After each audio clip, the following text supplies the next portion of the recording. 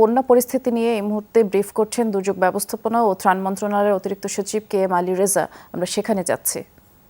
সিলেটে 25 লাখ, মৌলভীবাজার 10 লাখ, হবিগঞ্জ 25 লাখ এবং ব্রাহ্মণবাড়িয়াতে 15 লাখ টাকা দেওয়া হয়েছে এবং আমরা জেলা প্রশাসকদের রিপোর্টের প্রেক্ষিতে আমরা আরও বেশি বরাদ্দ প্রক্রিয়া শুরু হয়ে গেছে ইতিমধ্যে।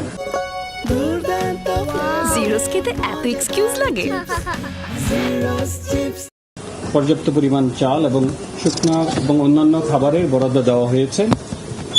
এর বাইরে রেড ক্রিসেন্ট থেকে আমাদেরকে জানানো হয়েছে তাদের টিম ফেনীতে কাজ করছে এবং অন্যান্য জেলাতেও তাদের রেড ক্রিসেন্টের টিম মোবিলাইজ হয়েছে।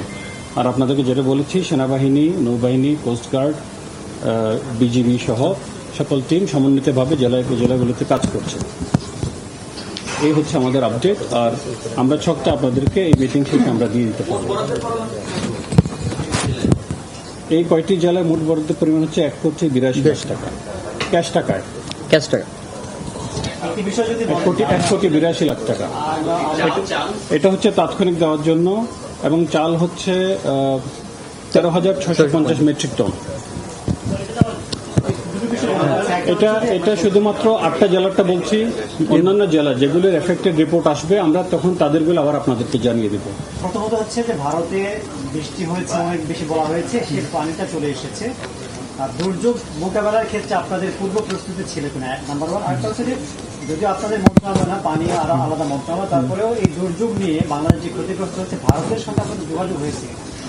আমি প্রথম শেষেরটা উত্তর দেই। সেটা হচ্ছে যে আমরা কিন্তু বেশ কয়েকদিন আগে আমাদের আবহাওয়া অধিদপ্তর থেকে আমরা জানতে পারি যে আসলে বন্যার আশঙ্কা আছে কি আছে না, সে ফোরকাস্টিং এর উপরে বেসিস করে কিন্তু আমরা প্রস্তুতি নিয়েছি।